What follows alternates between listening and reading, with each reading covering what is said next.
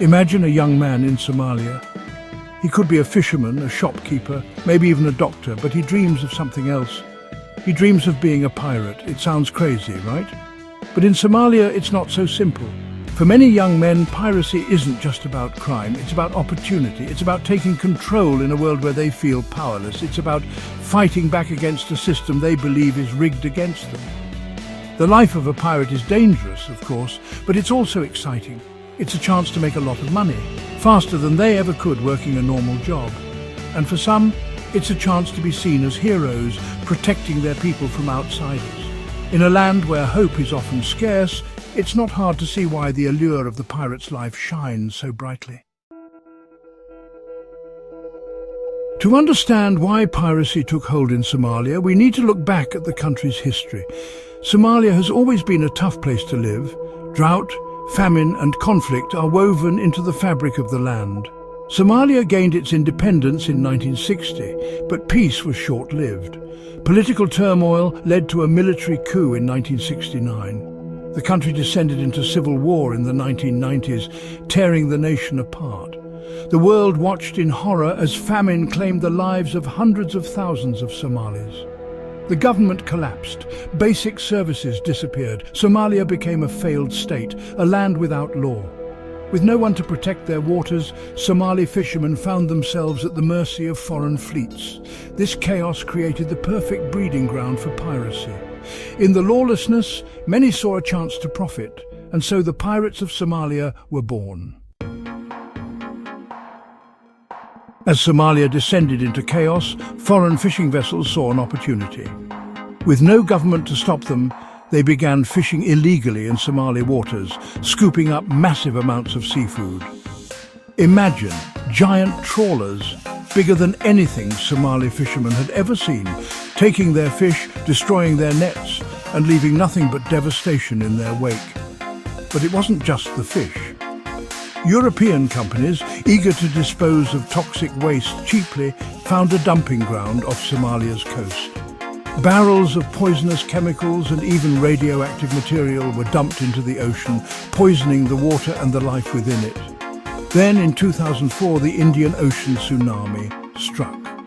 The giant waves stirred up the toxic waste that had been dumped for years, washing it onto the Somali coastline. People started getting sick. Skin diseases and cancers became more common. The very sea that sustained them was now making them ill.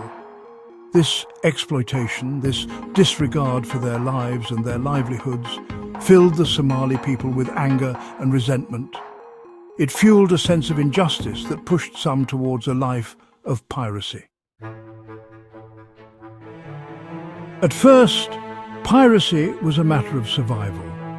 Somali fishermen, their livelihoods threatened by illegal fishing, took up arms to defend their waters. They would attack the massive foreign trawlers, demanding compensation for the stolen fish. But as the world ignored their plight, the fishermen's tactics grew bolder. They realized that these foreign ships carried more than just fish. They carried valuable cargo and, more importantly, wealthy crews. Word spread quickly. Young men drawn by the promise of riches and fueled by anger at the injustices they had witnessed flocked to join the pirate gangs. What started as a desperate attempt to protect their waters transformed into a sophisticated criminal enterprise. The pirates became bolder, their tactics more daring. They acquired faster boats, more powerful weapons, and sophisticated equipment like GPS and satellite phones. They were no longer just fishermen defending their waters. They were organized criminals holding the world's shipping lanes hostage. To the outside world, Somali pirates are criminals, ruthless bandits who hijack ships and hold crews hostage for ransom. And, well, indeed many are. They are motivated by greed, by the desire for quick riches and a life of luxury. But within Somalia, the picture is, more complex. Some see the pirates as heroes, as modern-day Robin Hoods. They argue that the pirates are simply reclaiming what was stolen from them. The fish, the clean water, the dignity that was stripped away by foreign powers. These supporters point to the fact that the pirates often share their spoils with their communities, building schools, hospitals, and providing much-needed aid. They see the pirates as the only ones willing to stand up to the foreign powers who have exploited their country for so long. The truth, as is often the case, lies somewhere in between. Somali piracy is a complex issue, born of desperation, fueled by injustice, and exploited by greed. It's a story with no easy answers, where the lines between hero and villain are, well, pretty blurred. As the number of pirate attacks soared, the world finally took notice. International navies deployed warships to patrol the Somali coast, protecting merchant ships and cracking down on pirate activity. The response was swift and overwhelming. Warships from more than 20 countries, including the United States, China and Russia, joined the fight against piracy. Armed guards were stationed on commercial vessels. Shipping routes were altered to avoid the most dangerous areas. These efforts had a significant impact. Pirate attacks decreased dramatically. By 2013, the number of hijackings had plummeted. The world breathed a sigh of relief, believing that the Somali pirate problem had been contained. But the underlying issues, poverty, instability, and the lack of opportunity remained. The international community, focused on the symptoms rather than the disease, had merely applied a band-aid to a gaping wound. For a while, it seemed like the international community had succeeded in curbing Somali piracy. But like a ghost from a troubled past, it has returned to haunt the shipping lanes. As conflicts flared elsewhere, international attention and naval patrols shifted away from Somalia. The pirates, sensing an opportunity, were quick to capitalize. They re-emerged, bolder and more sophisticated than before. They acquired larger motherships that allowed them to operate further out at sea, extending their reach and making them harder to track. They employed advanced tactics, using GPS and satellite phones to coordinate their attacks and evade capture.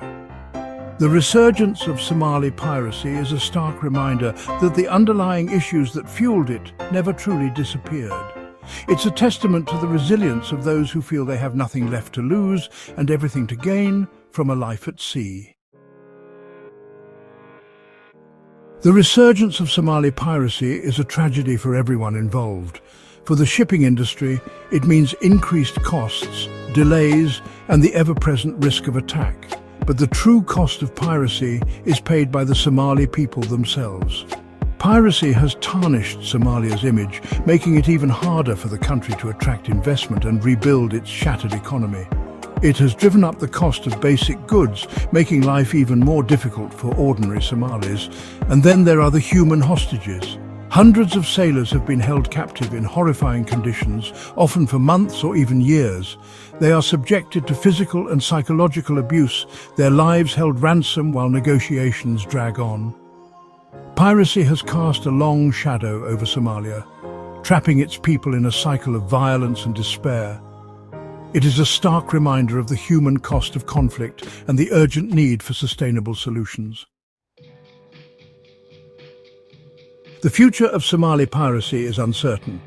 As long as the root causes poverty, instability and lack of opportunity persist, the allure of piracy will remain. The international community can and must do more to address these underlying issues. This means investing in economic development, supporting good governance, and helping Somalia rebuild its institutions. It means creating viable alternatives for young Somalis, giving them hope for a better future. But real change must come from within Somalia itself. The Somali people, with the support of the international community, must work together to build a more peaceful and prosperous future. They must reclaim their seas from the grip of piracy and chart a new course towards a brighter tomorrow.